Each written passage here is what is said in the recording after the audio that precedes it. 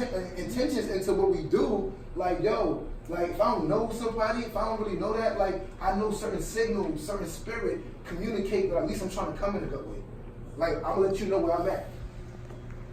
That's good. Yeah. Somebody want to talk about why we talk about the history and the legacy and what that means? We do that because we want to bring in our ancestors, you know what I mean? Whether they living or whether they still living, but they not here with us in the flesh, we want to bring in them, you know what I'm saying? To let you know that everything has an origin, and sometimes our origin goes so far back, we still trying to find it. So we bring the legacy in there just for people to know, like, listen, it's always good to talk about your past and all that, because your past, you can't run from that, you know? It's a reflection of what you can do for the future and how you can move the future around. So we bring in legacy to talk about the different organizations that the reason why we at this place right here. And it's also about you as an individual. Like part of healing and part of reflecting is you should be thinking about like who you was at 16. Like who you was at 12. Like what would you say to yourself at 16?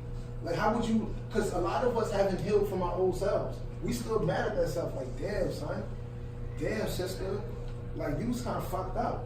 So part of like one thing is like looking at our history and our legacy, like Phil said, so you don't remember what we went through and you know your responsibility with people like sacrificed for you, what your moms did for you to get here, what your cousin, what your big homie did, what Malcolm did, what Martin, what Asada did, like with people like Xavier was saying, like people you don't even know just made a bridge for you. Like that shit is spirit, that's stuff you gotta give to somebody else. You gotta be honored to that, and a lot of us don't think about that. We just live life, and that's why we be moving like fuck that, because we don't be thinking about how we got here. Right. And we don't be thinking about our old selves and like, what would you tell your old self? And for me, I don't know if this, I be bugging, but when I be kicking it with my old self, I be letting some of that shit go. Like that shit, like when I think about it, like 5 days later, a month later, 10 months later, 2 years later, when I talk to my old self a couple of times, a lot of that shit that I was holding, mad at my moms, like the shit I was scared of, I be like, oh shit, that ain't on my back no more, son. Right.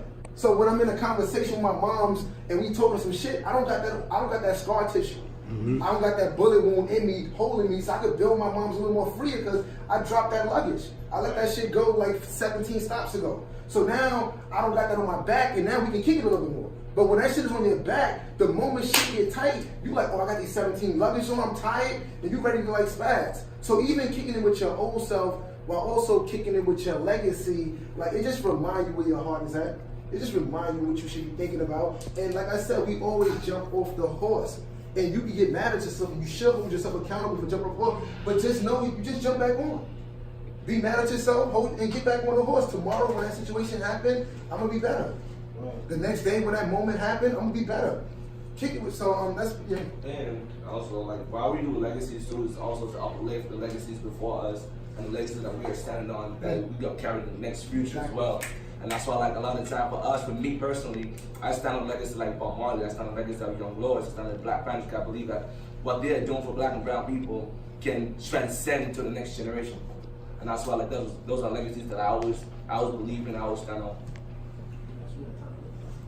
Yeah, so circle. So you want to talk about that, Shaq? Yeah, I was gonna say like how like this moment, like we may think like many moments of like how like trauma is contagious and all that for me, and like the same way we think how powerful trauma is, we should be thinking how powerful healing is, and how healing could be contagious too. Like this circle right now, like a lot of this be the start for people's own like journey, like.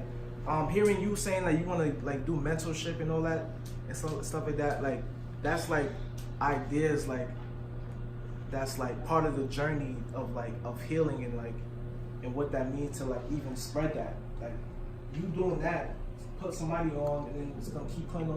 They're gonna keep putting niggas on because they're gonna keep like you're gonna keep spreading the love. You're gonna keep doing circles, but And also, I had mad trauma towards gang. Like, A-Rock's did mad healing with me. Like, I never told him to drop his flag, but my assumptions, because I've been in Rikers Island, like, my assumptions, like, Bloods, y'all just be wilding here. Like, y'all let nobody hit the phone. Y'all just want to, y'all just wild.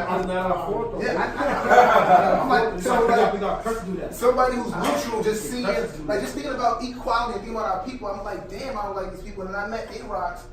And like he fucked up my assumptions. I'm like, oh shit, that's not really how everybody roll. You know what I'm saying? And even you today saying like, yo, I want to mentor. You still healing me. Like that old stuff for me, this is what I'm talking about, that old stuff for me that didn't believe, like my people who are